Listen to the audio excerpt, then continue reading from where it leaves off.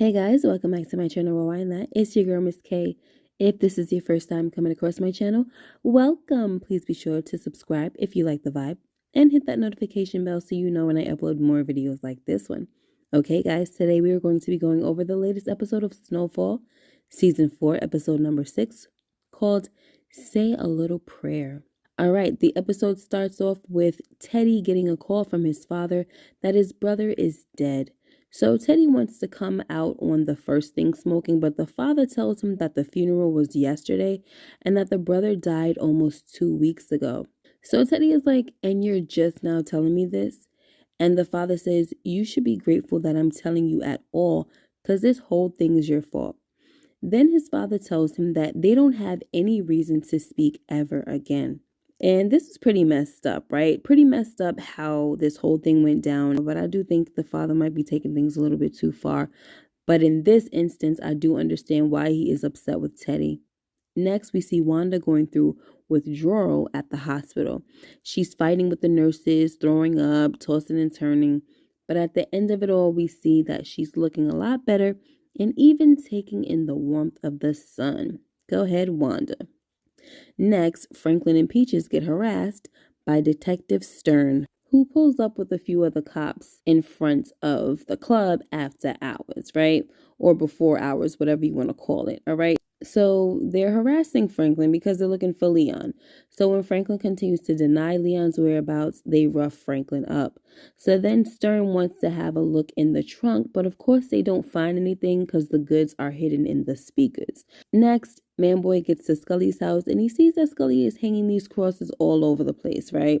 Skully believes that God is punishing him for his sins, and until he repents, God will continue to take his people away. So Khadijah is fed up because she just wants to know when Leon's head will be served to her on a platter. But Manboy tells her that they're working on it and just be patient. So Khadijah is looking at both of them like, y'all some sorry Negroes, okay? And to me, I already knew that translated to, man, I'm just going to have to do this myself. Next, Jerome and Louie get down south, and Jerome got the only attitude, okay, guys? He was just not feeling it. Plus, he was like, we all overdressed, and they really were, guys. It was a scene out of, I don't know what. They just did not fit in. Anyway, Louie introduces Jerome to Candy, and she introduces Louie and Jerome to her husband, Johnny, and some kid named Charles, okay? Not Charles, Charles with an S, okay? And this kid, Charles, I smelled trouble from him as soon as he came out, guys. I was like, okay, yeah, this kid is going to be a problem. Next, Franklin and Leon get up with Fatback, and they tell him that he's going to take the rap so that the heat can die down. Of course, Leon wasn't with it at first and told Franklin that he could do the time himself, but Franklin lets Leon know that he needs him on the streets moving weight, which should still be hard, by the way, you know, with people trying to kill him. So that didn't really make any sense to me. Anyway, Franklin tells Fatback that he shouldn't have to go away for too long because he'll say Eager Kid was the shooter. Plus, they promised to take care of his family and have him set up once he gets out. So I felt bad for Fatback, but he took the news like a G, you know, but he did mention that people who kill kids don't have the easiest time in prison. And that's when Leon tells him that he got some people on the inside that will protect him. Okay, so it's like, wow, this is what being a soldier in the streets is all about, huh? Going to jail for stuff you ain't even do. Anyway, next, Louie is teaching Candy how to cook up the rock while Jerome schools Johnny on how to handle things on the street. Then they go inside and Louie tells Johnny, Candy, and Charles that they cannot smoke this rock, okay? Because it's super addictive and unlike anything she's ever seen before. So Johnny is like, yo, what you bringing in my house and around me? You know, that you telling us we can't smoke it, we need Uzis, and it's worse than heroin. Like, what exactly are we about to get ourselves into? Give it to me straight. Then Candy says, it's okay, babe. My girl wouldn't bring me nothing we can't handle. And Johnny was like, are you sure about that? Because you told me yourself that she was the wild one and got you in the worst kind of trouble when you was a kid. Like, the worst kind of trouble you ever been in. And while they were talking, I'm looking at Jerome and Louie's facial expressions, and they were saying two different things, okay? I feel like Jerome wanted to be real with Johnny and tell him that this thing ain't no joke. And out there, it could get you into some real trouble. So you could take it or leave it, It's your choice. I feel like Jerome really wanted to allow them to have a real choice. But Louie, on the other hand, was like, as long as you smart and do things the way we tell you, you'll be fine. And to me, that was straight devilish. You know what I'm saying? Like, at the time, this is what I was thinking. I mean, she sees this girl, Candy, is trusting her, and she didn't have the decency to tell them the truth about what comes along with getting involved in this thing, okay? Also, Jerome was looking at Louie like he wasn't feeling how she was doing things. Anyway, I don't know about this Little Rock situation, guys. We got this man, Johnny, over here who seems very leery about getting involved, as he should be, but then he got his woman stroking his ear, telling him all about the things they can do with the money. You know what I'm saying?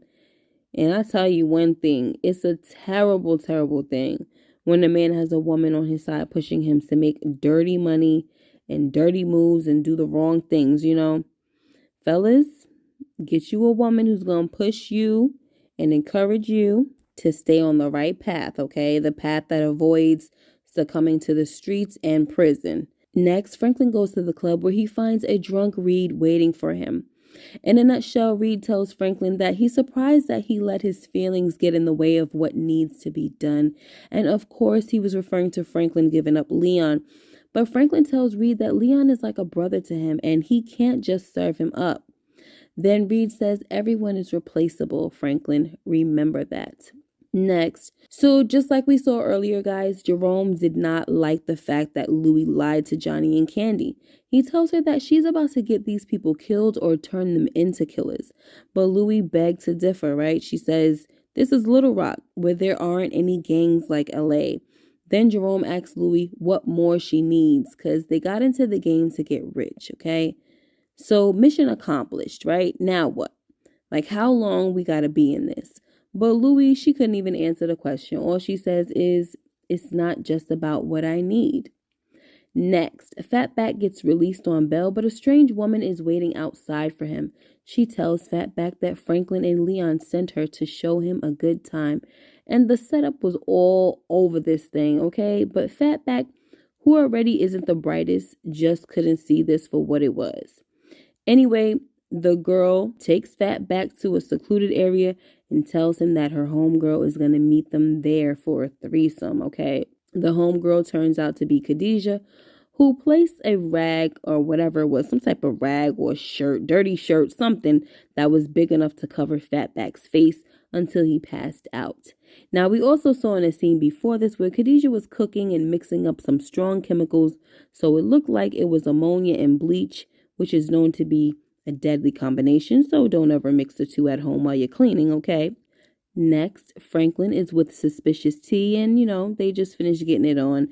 And he asks how her brother was doing, which made me wonder who her brother is. Like, who is this brother? Is that going to mean anything later on? You know what I'm saying? Then, since Franklin opened the door to the questioning, T decides that she wants to ask Franklin about Reed. Franklin gives her a broad answer by telling her that Reed is just a man he does business with.